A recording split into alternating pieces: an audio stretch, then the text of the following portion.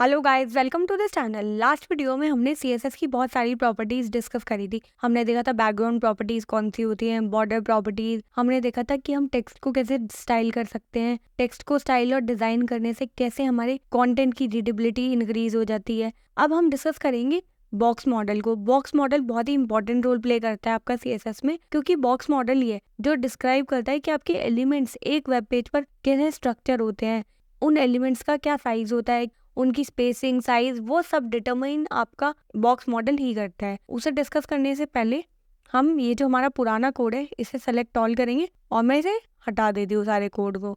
और यहाँ HTML में इस पूरे बॉडी टैग को, ये पूरा लिख रखा है ना हमने, इस पूरे बॉडी टैग को ही मैं रिमूव कर देती हूँ और यहाँ पे हम खुद से बॉडी टैग लिख लेते हैं। फिर से ये आ गया बॉडी टैग और इसे क्लोज भी करते हैं। अब सबसे पहले मुझे चाहिए कंटेंट, तो मैं एक डिव चाहिए और जिसके आप क्लास रखना चाहते हैं उसका शॉर्टकट होता है, सिर्फ आप लिखिए डॉट और क्लास का नाम। मैं इसको क्लास दूंगी बॉक्स। तो देखिए यहाँ पे आपको दिख रहा है एमट एब्रीविएशन में कि यहाँ पे आपको एक डिव बन जाएगा जिसकी क्लास बॉक्स होगी। ये शॉर्टकट होते हैं। अगर आप आईडी देते तो आप यहाँ हैश लिख लेते और एंटर करते हैं। देखिए ये आ गया आपका एक डिव। अब इसके अंदर लिख लेते हैं एक H1 और इसमें लिखेंगे box1 लिख देती हूँ मैं। और इसके बाद एक पी टैग लेते हैं और पी टैग में बहुत सारा कंटेंट चाहिए तो लॉरेम का यूज़ करेंगे और लॉरेम 50 वर्ड ले लेती हूँ मैं। हाँ, दिस इज़ इनफ। अब इस बॉक्स क्लास को स्टाइल भी कर लेते हैं अभी, क्योंकि उसकी हमें ज़रूरत पड़ेगी स्टाइलिंग की। तो यहाँ लिखेंगे डॉट, क्योंकि हम क्लास स्टाइल कर रहे हैं, और बॉक्स। ठीक है, आप चाहते तो डिव को एलिमेंट सेलेक्टर का यूज़ करके भी स्टाइल कर सकते थे। सबसे पहले मैंने आपको बताया था बॉर्डर, तो हम इस बॉक्स में बॉर्डर ही लगाते हैं और बॉर्डर में शॉर्ट एंड प्रॉपर्टी होती है, वही यूज़ करेंगे। सबसे पहले बॉर्डर की विड्थ, तो मैं 2 पिक्सल लिख लेती हूँ। और सॉलिड चाहिए मुझे बॉर्डर, और इसका कलर देखिए बाय डिफ़ॉल्ट ब्लैक होता है, मैं दूंगी इसे रेड कलर। तो देखिए आपका बॉर्डर आ गया। अगर आपको गोलाई लानी है, मतलब एक तरह से कर्वीनेस लानी है बॉर्डर में, तो आप बॉर्डर रेडियस का यूज़ कर सकते हैं। तो यहाँ लिखिए बॉर्डर रेडियस, कितनी बॉर्डर रेडियस करनी है। जैसे मैं यहाँ 4 पिक्सल लिख देती हूँ। ये देखिए ये हो गया आपका बॉर्डर। अब एक काम करते हैं, इसके बाद बॉक्स के H1 को स्टाइल करते हैं। थोड़ी सी स्टाइलिंग कर रही हूँ मैं। सबसे पहले इसके टेक्स्ट को अलाइन करेंगे, सेंटर में लाएंगे। और एक काम करते हैं, फॉन्ट फैमिली भी दे देते हैं। और कौन सी करूँ, एरियल ही ठीक है, इतनी स्टाइलिंग हमारी ठीक है। अब यहाँ देखिए सबसे पहले यहाँ फाइल स्ट्रक्चर में आइए।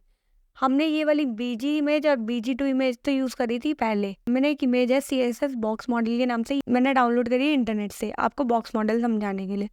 इस इमेज को मैं यहाँ पर लेकर आऊँगी। क्यों ला रही हूँ मैं, जिससे मैं आपको वो इमेज से समझा सकूँ। और एक काम करती हूँ, इस इमेज को मैं रखूँगी इस डिव के बाहर। और क्या है हमारी इमेज, CSS, तो CSS का नाम लिख देंगे। और इसकी अभी इमेज की विड्थ और हाइट बहुत ज़्यादा बड़ी है, तो ये अभी कुछ ऐसी दिख रही है। मैंने आपको बताया था आपकी इमेज में भी आप विड्थ और हाइट सेट कर सकते हैं, तो हम यहाँ से सेट करेंगे। और इसकी विड्थ हम कर देते हैं 200 पिक्सल करके, देखती हूँ पहले, काफ़ी छोटी हो गई है।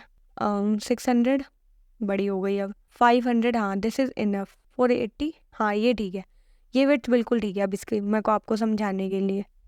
अब यहाँ देखिए ये तो हमने एक बॉक्स बनाया, ये आपका क्या है, ये बॉक्स मॉडल लिया आपका। अब इस बॉक्स मॉडल को, इमेज को अभी आप इग्नोर कीजिए। सबसे पहले देखिए जैसे ये जो हमने बॉक्स बनाया, जो HTML एलिमेंट्स होते हैं आपके, चाहे वो एक div टैग हो, चाहे वो एक H1 टैग हो, चाहे वो एक p टैग हो, जितने भी एलिमेंट्स होते हैं आपके HTML में, वो सारे के सारे आप एक बॉक्स की तरह ट्रीट कर सकते हैं उन्हें। कोई भी टैग हो आप उन्हें बॉक्स समझ सकते हैं। तो हमने क्या करा, हमने तो ऑलरेडी एक यहाँ div बनाया, ये div है पूरा का पूरा, इसी में हमारा कंटेंट है, ये p टैग है, ये H1 टैग है, ये पूरा का पूरा एक बॉक्स है। अब इस बॉक्स को आप ये जो इमेज है इसके साथ रिजेंबल कर दिए। देखिए ये जो ब्लू वाला हिस्सा है आपका, ब्लू कलर दिख रहा है आपको, ये 794, ये जो नंबर्स लिखे हैं, ये अभी आप इन नंबर्स को इग्नोर कीजिए, सिर्फ आप कलर देखिए। ये जो कलर है ब्लू वाला कलर है, इस ब्लू कलर को आप देख सकते हैं, ये कंटेंट जो हमने box1 H1 टैग में लिखा है और हमारे p टैग में लिखा है, ये और ये जो ब्लू में है, ये दोनों सेम है, इसे कहते हैं कंटेंट। बॉक्स मॉडल के आपके 4 पार्ट्स होते हैं, एक होता है कंटेंट, एक होता है पैडिंग, एक बॉर्डर, एक मार्जिन। जो कंटेंट है, ये जो हमने लिखा है यहाँ इसके अंदर, ये कंटेंट होता है जिससे इन्होंने ब्लू कलर से रिप्रेजेंट करा है। उसके बाद हमारे पास बॉर्डर है, यहाँ दिख रहा है आपको ये ग्रे कलर का बॉर्डर इस ब्लू कलर के बाहर, तो यहाँ पे हमने रेड बॉर्डर लगाया, तो इस बॉर्डर और इस बॉर्डर के अंदर का हिस्सा हो गया कंटेंट। फिर बॉर्डर के ये जो बॉर्डर है, अब यहाँ ये जो रेड कलर का बॉर्डर है हमारा, इस बॉर्डर के और ये जो कंटेंट है जो हमने लिखा हुआ है, इसके बीच में जो भी स्पेस होगा उसे हम कहते हैं पैडिंग, और बॉर्डर के बाहर जो स्पेस आता है उसको बोलते हैं मार्जिन। मैं आपको पैडिंग और मार्जिन लगा के दिखाती हूँ। जैसे हम फॉन्ट साइज और ये सब विड्थ में पिक्सल लगाते हैं, ऐसे ही हम पैडिंग और मार्जिन को भी पिक्सल्स में ही डिफाइन करते हैं। ये जो बॉक्स है, मैं चाहती हूँ इस बॉक्स में पैडिंग आ जाए। बॉर्डर तो हमने सेट कर रखा है, तो मैं इसे पैडिंग दे दूंगी। बस आपको लिखना होता है पैडिंग। देखिए यहाँ आ गया पैडिंग। मैं इसे दूंगी 50 पिक्सल की पैडिंग। आप जितने पिक्सल की देना चाहते हैं दे दीजिए। यहाँ कोई स्पेस नहीं था अभी तक बॉक्स के अंदर, देखा? एक बार इसे कमेंट करती हूँ और ये देखिए अभी बॉक्स में मेरे कोई भी स्पेस नहीं है।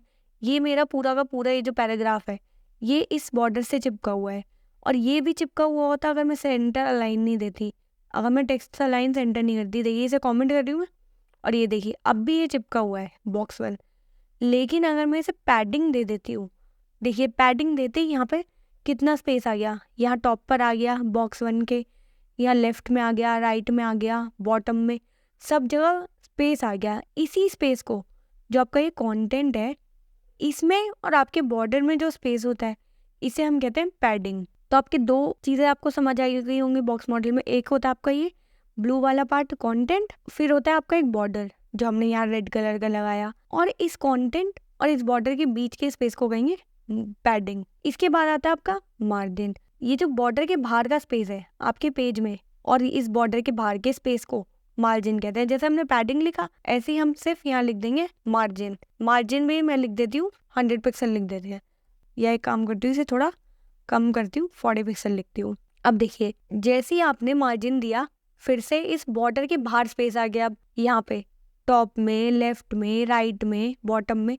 सब जगह स्पेस आ गया। तो ये हो गई आपकी मार्जिन। ये मार्जिन है बाहर वाला स्पेस, और अंदर वाला स्पेस पैडिंग कहलाता है। एक बार हम इसे, मैं आपको इसी को सेम इंस्पेक्ट करके दिखाती हूँ। हम इसे ओपन करेंगे ब्राउज़र में, यहाँ से क्या क्लिक करेंगे, ओपन इन ब्राउज़र आपको मिलेगा। इस पर आपको क्लिक करना है, आपकी ये वेबसाइट ब्राउज़र में ओपन हो जाएगी। यहाँ देखिए यहाँ हमारे ब्राउज़र में रन हो चुका है हमारा पेज। इंस्पेक्ट पर क्लिक करेंगे, यहाँ बॉडी टैग में मैंने एक बॉक्स बनाया है, यहाँ क्लिक करेंगे। जब बॉक्स पर आएंगे ना, आप जिस भी एलिमेंट पर जाते हैं, देखिए इमेज पर मैं क्लिक कर रखा है तो इमेज यहाँ शो हो रही है। अब मैंने डिव पर क्लिक करा है तो देखिए यहाँ पर आप ध्यान से देखेंगे ये बॉक्स मॉडल होता है हमारा ये, और यही बॉक्स मॉडल आपका यहाँ शो हो रहा है। इसको ऐसे देखते हैं। सबसे पहले ये जो बॉक्स है जो ब्लू कलर शो हो रहा है आपका, ये वाला, ये जो पार्ट होता है देखिए ये होता है आपका कंटेंट, जो हमारा H1 टैग है और जो हमारा P टैग, इन दोनों में जो कंटेंट लिखा था ये ब्लू वाला, ये हो गया कंटेंट। उसके बाद हमारा रेड बॉर्डर है, ये बॉर्डर है, और इसके अंदर ये जो स्पेस है देखिए ये पैडिंग है। जो भी बॉर्डर और कंटेंट के बीच का स्पेस होता है वो होती है आपकी पैडिंग। आपको बस ये ध्यान रखना है कंटेंट के बीच के स्पेस को पैडिंग कह देंगे, फिर आ जाएगा बॉर्डर, और बॉर्डर के बाद का जो स्पेस होता है वो होता है मार्जिन। तो ये हो गया आपका मार्जिन इस बॉक्स का। अगर मैं एक बार इसी बॉक्स को कॉपी करूं, हमारे विजुअल स्टूडियो कोड में चलते हैं और वहां देख लेते हैं।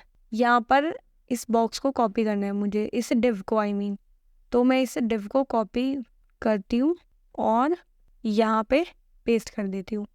तो ये हो गया मेरा दूसरा बॉक्स, और इसमें चेंज कर देती हूँ, इसको लिख देती हूँ बॉक्स 2। तो ये आ गया हमारा बॉक्स 2। हमारे दो बॉक्स आ गए। अगर आप देखेंगे तो बॉक्स 1 और बॉक्स 2। अगर ये वाला बॉक्स है तो मार्जिन आपकी क्या रिप्रेजेंट करती है? मार्जिन ये रिप्रेजेंट करती है कि आपका जो पहला एलिमेंट है और दूसरा एलिमेंट है उनके बीच में जो स्पेस होता है। देखिए ये जो नीचे का स्पेस है ये आपके बॉक्स 1 और 2 में स्पेस है, तो बस ये ध्यान रखिए। और बॉर्डर के बाहर का स्पेस जो होता है, बाकी एलिमेंट्स के बीच का स्पेस, वो होता है आपका मार्जिन। आई होप आपको बहुत अच्छे से समझ आ गया होगा कि आपका बॉक्स मॉडल क्या होता है। आप देखिए इस पे एलिमेंट पे क्लिक कर, यहाँ आ गए। इस पे क्लिक करेंगे तो देखिए ये यहाँ आ गए। हर एलिमेंट आपका एक बॉक्स ही होता है, चाहे वो कोई भी एलिमेंट हो आपका। आप हर एलिमेंट को बॉक्स की तरह ही ट्रीट करते हैं। अब एक काम करते हैं, हमने क्या करा था, सबसे पहले लगाई थी अब पैडिंग और मार्जिन। हमने 50 पिक्सल लिखा तो 50 पिक्सल की पैडिंग आ गई, मतलब 50 पिक्सल का टॉप, लेफ्ट, राइट और सब तरह से स्पेस आ गया बॉर्डर में और हमारे कंटेंट में। पैडिंग और मार्जिन होती है ना, अप्लाई करने के भी बहुत सारे तरीके होते हैं। सबसे पहले मैं आपको बताऊंगी पैडिंग के, जो पैडिंग के शॉर्ट हैंड होते हैं, सारे तरीके होते हैं, वही मार्जिन में होते हैं। सबसे पहले हम क्या करते हैं, पैडिंग के लिए देखते हैं। जैसे अब मैं अगर सिर्फ लेफ्ट में देना चाहती हूँ तो मैं यहाँ लेफ्ट में पैडिंग लिख दूंगी। ये देखिए मैं लिख के दिखाती हूँ और इसे कमेंट करते हैं, वरना ये भी अप्लाई होगी। अब ये देखिए आपके यहाँ सिर्फ लेफ्ट में पैडिंग आई है यहाँ पे, बाकी पैडिंग आई ही नहीं। अगर मैं इसे राइट कर दूँ, राइट, तो देखिए सिर्फ राइट में पैडिंग आ गई यहाँ 50 पिक्सल की। और अगर मैं इसे टॉप कर दूँ तो देखिए टॉप में 50 पिक्सल की पैडिंग आ गई। और इसे अगर बॉटम करेंगे तो यही पैडिंग बॉटम में आ जाएगी। अब ये तो एक तरीका हो गया। एक ये तरीका होता है आप सबको अलग अलग लिख रहे हैं, या तो अगर आपको चारों में top, left, bottom, right same padding देनी है तो आप यहाँ से पैडिंग लिख देंगे और वैल्यू लिख देंगे, तो सब में सेम वैल्यू अप्लाई हो जाएगी। एक होता है कि जब आप लगाना चाहते हैं टॉप और बॉटम में तो सेम पैडिंग लगाना चाहते हैं, लेकिन लेफ्ट और राइट में डिफरेंट लगाना चाहते हैं। लेट से मैं यहाँ लिखती हूँ पैडिंग और मुझे टॉप और बॉटम से चाहिए 20 पिक्सल की, लेकिन लेफ्ट और राइट से मुझे चाहिए इससे ज़्यादा 80 पिक्सल, तो मैं यहाँ लिख दूँगी 80 पिक्सल।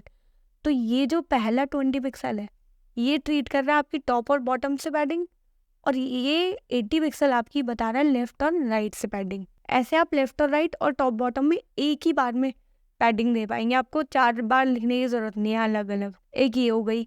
और एक तरीका होता है जब आप लिखते हैं पैडिंग और आपको क्या करना है, टॉप पे लगानी है 20 पिक्सल की, ठीक है, 50 पिक्सल की लगानी है लेफ्ट और राइट दोनों में, और 40 पिक्सल की लगानी है बॉटम पे। तो ये देखिए बॉटम पे 50 पिक्सल की पैडिंग हो गई, 20 पिक्सल की आपकी लेफ्ट टॉप पे हो गई, और ये होती है लेफ्ट और राइट दोनों की जब आप 3 वैल्यू पास करते हैं। तो मैंने आपको 4 तरीके बताए, या तो आप चारों वैल्यूज अलग अलग लिखिए, टॉप, बॉटम, लेफ्ट, राइट, एक तरीका हो गया जब आप 2 वैल्यूज पास कर देंगे, जैसे यहाँ पे पास करी, इसका मतलब हो गया टॉप बॉटम, इसका मतलब हो गया लेफ्ट राइट।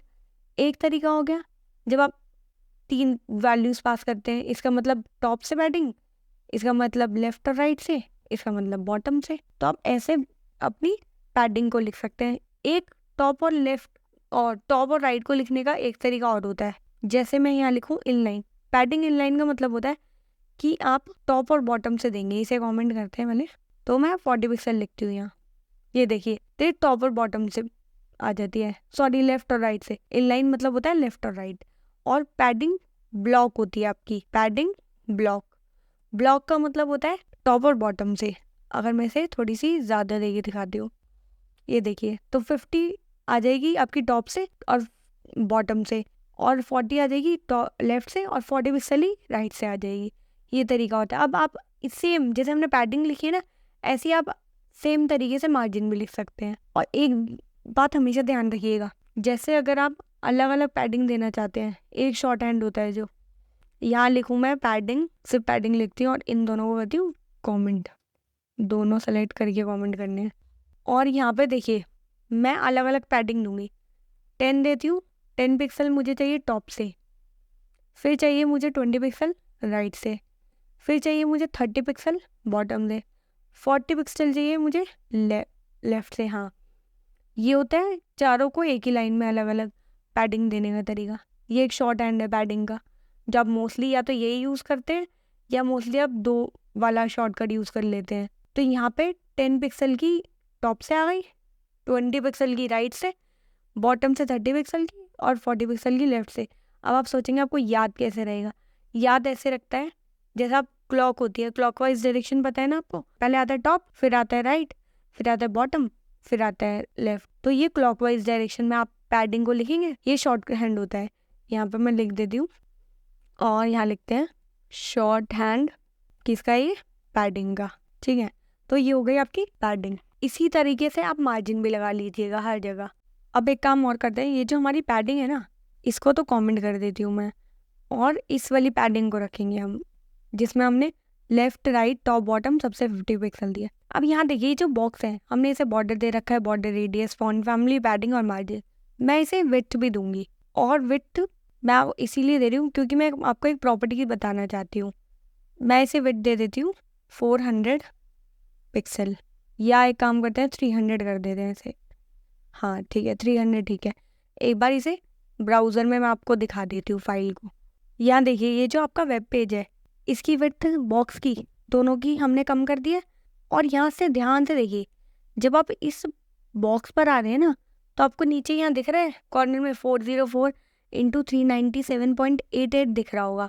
तो इसकी 404 तो ये विड्थ शो कर रहा है, और 397.88 ये बता रहा है इसकी हाइट है। अब आप सोचेंगे, देखिए यहाँ पे आपकी CSS स्टाइलिंग जिस भी एलिमेंट पे आपने दे रखी होती है ना, वो यहाँ शो हो जाती है आपको। यहाँ जब मैं कर्सर लेकर जा रही हूँ, यहाँ तो शो हो रहा है 404, लेकिन अगर आप ध्यान से देखिए हमने कितनी लगा रखी है, हमने तो 300 पिक्सल दी थी। अब आप सोचेंगे 300 पिक्सल देने के बाद हमारी विड्थ 404 कैसे हो गई? ये 104 कहाँ से आया? ये 104 आया आपका, क्योंकि आपकी एक प्रॉपर्टी होती है बॉक्स साइजिंग। बॉक्स साइजिंग जो प्रॉपर्टी होती है, उसकी वजह से आपकी विड्थ इंक्रीज हो गई है। क्या होता है, अगर देखिए मैं यहाँ पर बॉक्स साइजिंग चेंज कर देती हूँ एक प्रॉपर्टी, अभी मैं आपको समझाऊंगी। अगर मैं इसकी प्रॉपर्टी बॉर्डर बॉक्स कर देती हूँ, तो देखिए यहाँ चेंज आया, आपको दिखा। और देखिए अब आपको विड्थ दिख रही होगी 300, हमने यहाँ दी भी 300 है और अब आ भी 300 रही है। तो ये एक प्रॉपर्टी होती है आपकी border box, sorry box sizing. Box sizing जो प्रॉपर्टी होती है, वो डिसाइड करती है कि आपकी विड्थ जो आपने दी है वो उतनी ही रहेगी या चेंज होगी। बॉक्स साइजिंग में ना दो वैल्यूज होती है, एक तो होती है आपकी बॉर्डर बॉक्स और एक कंटेंट बॉक्स। बॉक्स साइजिंग की दो वैल्यूज है, एक तो बॉर्डर बॉक्स है, एक कंटेंट बॉक्स है। कंटेंट बॉक्स का मतलब क्या होता है? जो कंटेंट बॉक्स होता है ना, जैसे आपने यहाँ विड्थ दी 300, तो कंटेंट बॉक्स क्या करेगा, सिर्फ अपनी विड्थ नहीं लेगा, ये क्या करेगा, ये चेक करेगा अच्छा विड्थ कितनी है 300, तो ये विड्थ लेगा इसकी, फिर देखेगा बॉर्डर्स कितने हैं और पैडिंग कितनी है। जैसे अगर मैं लिखूँ कंटेंट बॉक्स में, पहले तो इसे कमेंट कर देती हूँ, कंटेंट बॉक्स, तो हमारी विड्थ कितनी होगी। और एक काम करते हैं, इसको भी कमेंट करते हैं। हाँ, तब हमारी विड्थ कैसे कैलकुलेट होती है? सबसे पहले तो विड्थ होती है आपकी, जो आपने विड्थ दी होती है वो आ जाएगी। तो मैंने दी 300, वो आ गई। उसके बाद अब आपकी आती है बॉर्डर। बॉर्डर आपने कितने दिए? मैंने यहाँ दिया था 2 पिक्सल। 2 पिक्सल का मतलब क्या है? 2 पिक्सल टॉप से, 2 पिक्सल बॉटम से, 2 पिक्सल लेफ्ट से और 2 पिक्सल ही राइट से। तो मेरा लेफ्ट और राइट से, टॉप और बॉटम भूल जाइए, विड्थ में तो आपका लेफ्ट और राइट ही इंक्लूड होगा ना, टॉप और बॉटम तो इंक्लूड नहीं होगा विड्थ में। टॉप और बॉटम तो हाइट में जाता है, इसीलिए लेफ्ट और राइट काउंट कर दिए। तो बॉर्डर लेफ्ट से 2 पिक्सल, राइट से 2 पिक्सल, बॉर्डर कितना हो गया 4 पिक्सल, यहाँ लिखिए 4 पिक्सल। अब आपको लिखनी है पैडिंग। पैडिंग में हमने यहाँ कितनी दी है 50 पिक्सल। 50 पिक्सल लेफ्ट से, 50 राइट से, टॉप बॉटम सबसे 50 दी है। तो लेफ्ट और राइट से कितनी हो गई 50 प्लस 50, तो टोटल कितनी हो गई 100। तो हमारी पैडिंग भी इंक्लूड हो जाती है। तब अब आपकी विड्थ कितनी आ गई निकल के, इसके बाद टोटल ये आ गई आपकी 404। तो ये होती है, अगर आप कंटेंट बॉक्स देते हैं ना, तो इसका मतलब होता है कि आपकी जो विड्थ है वो कंटेंट की विड्थ है, प्लस आपकी बॉर्डर की विड्थ लेफ्ट और राइट के, और plus left padding plus right padding, तब आपकी टोटल विड्थ बनती है। इसीलिए वो 404 शो हो रहा था। और जो कंटेंट बॉक्स प्रॉपर्टी होती है, ये आप दे ना दे, लिखे ना लिखे, मतलब नहीं होता, ये बाय डिफ़ॉल्ट होती है। कंटेंट बॉक्स में ये सारी विड्थ कैलकुलेट होती है। इसके बाद आता है हमारा बॉर्डर बॉक्स, और यहाँ लिख देते हैं बॉर्डर। बॉर्डर बॉक्स में आपकी पैडिंग और बॉर्डर की जो विड्थ होती है वो काउंट नहीं होती है, इसीलिए यहाँ पे टोटली आपकी 300 पिक्सल हो जाएगी। यहाँ तो 400 हो गई थी, 404। तो अगर आप किसी की विड्थ लिख रहे हैं, बॉक्स साइजिंग लिख रहे हैं बॉर्डर बॉक्स, तो उसकी विड्थ होगी सिर्फ उसके कंटेंट की विड्थ। ये विड्थ मेरी मैंने बॉक्स को दी थी, लेकिन इसमें मेरे बॉर्डर की ये सब विड्थ जुड़ के विड्थ इतनी बन गई। अगर मैं चाहती हूँ सिर्फ बॉर्डर बॉक्स रखना, क्योंकि और डिफ़ॉल्ट हम बॉर्डर बॉक्स ही रखते हैं, हम ज़्यादातर वेबसाइट्स बनाते हैं बॉर्डर बॉक्स ही रखते हैं, इससे ना एरर के चांसेस कम हो जाते हैं। क्या होता है, जब आप विड्थ देते हैं, जैसे मैंने बॉक्स को दी, अब मैं ये थोड़ी कैलकुलेट करूँगी कि हाँ ये बॉर्डर बॉक्स में इसमें विड्थ इसकी कैलकुलेट हुई, फिर बॉर्डर की और फिर इसकी, नहीं। मैं चाहती हूँ सिर्फ मैंने अपने बॉक्स को विड्थ दी, ख़त्म। अलग से मैं बॉर्डर दे रही हूँ, अलग से मार्जिन दे रही हूँ, अलग से पैडिंग, मैं चाहती ही नहीं इंक्लूड हो। तो बाय डिफ़ॉल्ट हम सेट कर देते हैं स्टार्टिंग में कि हमारी बॉक्स साइजिंग बॉर्डर बॉक्स हो, और अगर हम कंटेंट बॉक्स सेट करेंगे तो हमारी बाकी सारी विड्थ सेट हो जाएंगी। एक बार इसे वापस से ब्राउज़र में रन करके देखते हैं। कंटेंट बॉक्स तो आपको पता है लिखने की ज़रूरत है ही नहीं, क्योंकि कंटेंट बॉक्स बाय डिफ़ॉल्ट ही होता है। यहाँ देखिए, यहाँ आते हैं और ये देखिए, ये आपका बॉक्स है, इसकी विड्थ 404, आप समझ गए। इसकी भी 404 ही शो होगी। क्यों? क्योंकि आपने सेम बॉक्स पे प्रॉपर्टी लगाई है। अब जो हमारा इमेज टैग है, ये भी तो एक एलिमेंट ही है, तो ये भी बॉक्स की तरह ट्रीट होगा। तो इसकी प्रॉपर्टी देखिए, इसमें अगर मैं क्लिक करूँ तो देखिए ये पूरा, इसमें पैडिंग मार्जिन कुछ है ही नहीं, तो कहीं पे भी नहीं आ रहा है। ये पूरा का पूरा एक इमेज कंटेंट ही है। अब इसकी विड्थ देखते हैं कितनी आ रही है। यहाँ देखिए, इसकी विड्थ आ रही है 480। क्यों? क्योंकि हमने यहाँ 480 पिक्सल दी थी, इसीलिए यहाँ 480 पिक्सल आ रही है। अगर आप डेवलपमेंट करते हैं तो आप चाहते हैं यहीं की बहुत सारे चेंजेस करके देखना, तो आप यहीं पे देख लेते हैं। जैसे मैं यहीं पे लिखूँ हाइट, मैं इसकी हाइट लिख दूँ 200 पिक्सल, तो देखिए इसकी हाइट कम हो गई। लेकिन अगर मैं पेज को रिफ्रेश करूँगी तो देखिए ये वापस से उतनी ही हो गई। ये सिर्फ डेवलपमेंट के लिए यूज़ हो जाते हैं। अब ध्यान रखिएगा, अगर आप बॉर्डर बॉक्स रखेंगे तो आप सिर्फ विड्थ देंगे कंटेंट की। मैंने बॉक्स को दिए तो इसका मतलब ये सिर्फ बॉक्स की विड्थ है, इसमें बॉर्डर और पैडिंग इंक्लूड नहीं होंगे। ये बहुत इंपॉर्टेंट होता है। जब आप यूनिवर्सल सेलेक्ट करके ना स्टार्टिंग में कर देते हैं कि आपकी सारे एलिमेंट्स की जो बॉक्स साइजिंग है वो बॉर्डर बॉक्स हो जाए। क्यों? क्योंकि आप नहीं चाहते कि उसमें बॉर्डर और पैडिंग की विड्थ इंक्लूड हो। जब आप रिस्पॉन्सिव बनाते हैं ना वेबसाइट को, टैबलेट्स के लिए, मोबाइल फ़ोन्स के लिए, तब बहुत ज़्यादा प्रॉब्लम हो जाती है आपको, क्योंकि आपका जो कंटेंट होता है वो आप विड्थ कुछ देते हैं, फिर उसमें बॉर्डर वगैरह की विड्थ ऐड हो जाती है। इसीलिए इस प्रॉपर्टी को बहुत ज़्यादा ध्यान से यूज़ कीजिएगा। आप स्टार्टिंग में अगर box sizing border box set कर लेंगे तो आपको ज़रूरत ही नहीं पड़ेगी सारी कैलकुलेशंस करने की। तो ये कैलकुलेशन मैंने सिर्फ आपके लिए बता दी है। अगर बॉक्स साइजिंग कंटेंट बॉक्स है तो उसमें बॉर्डर, पैडिंग और विड्थ सब इंक्लूड हो जाएंगे, और अगर बॉर्डर बॉक्स है तो उसमें सिर्फ आपकी कंटेंट की विड्थ आएगी, बाकी कुछ भी इंक्लूड नहीं किया जाएगा। अगर आपको कुछ भी डाउट रह गया होगा तो आप इस वीडियो को फिर से देखिएगा, आपको बहुत अच्छे से समझ आ जाएगा। अगर आप बिगनर हैं CSS में, CSS पहली बार सीख रहे हैं, तो हो सकता है आपको थोड़ी सी कन्फ्यूजन क्रिएट हो जाए, लेकिन आप एक बार वीडियो को 2 बार देखेंगे तो आपको समझ आ जाएगा। स्टार्टिंग में बॉक्स मॉडल कई बार कन्फ्यूजिंग लगता है, नहीं समझ आता मार्जिन और पैडिंग क्या होते हैं, क्या डिफरेंस रहता है, कैसे सेट करते हैं। ये सब जब आप आगे CSS में प्रोजेक्ट्स बनाएंगे ना तो आपको समझ आ जाएगा कि हाँ, मुझे कब पैडिंग लगानी है, कब मैं मार्जिन का यूज़ करूँ, कब बॉर्डर सेट करना है। ये सब चीज़ें आपको प्रैक्टिस के साथ ही आएंगी। अभी आपको ज़्यादा कंफ्यूज होने की ज़रूरत नहीं है, और अगर आपका कोई डाउट है तो let me know in the comments. I hope आपको बॉक्स मॉडल बहुत अच्छे से समझ आया होगा, क्योंकि ये बहुत ही इंपॉर्टेंट होता है, क्योंकि हर एलिमेंट में आपको मार्जिन, पैडिंग, बॉर्डर का यूज़ करना ही पड़ता है। मार्जिन और पैडिंग तो बहुत ही कॉमनली यूज्ड CSS प्रॉपर्टीज़ हैं जो यूज़ ही होती है। तो बॉक्स मॉडल आपको समझ में आना बहुत ज़्यादा ज़रूरी है, और खासकर ये प्रॉपर्टीज़ बॉक्स साइजिंग जिसकी वैल्यू कंटेंट बॉक्स और बॉर्डर बॉक्स होती है। आप एलिमेंट्स बनाइए, बॉक्स बनाइए, इमेजेस में देखिए, डिव बनाकर देखिए, आपको समझ आएगा कि किसकी विड्थ कितनी है, कितनी नहीं। आप इंस्पेक्ट करेंगे ब्राउज़र में, आपको विड्थ और हाइट सब शो होती है, तो आपको पता चल जाएगा कि हाँ, कितनी विड्थ हो रही है, कितनी नहीं। फिर आप कैलकुलेट करके देखिए कंटेंट बॉक्स के हिसाब से और बॉर्डर बॉक्स के हिसाब से, तो आपको अच्छे से समझ आ जाएगा। आई होप आपको बॉक्स मॉडल बहुत इजीली क्लियर हो गया होगा। अगर आपको ये वीडियो पसंद आई हो तो प्लीज़ लाइक एंड शेयर कर देना, and also do subscribe to this channel. मिलते हैं नेक्स्ट वीडियो में। Thank you for watching this video. Bye.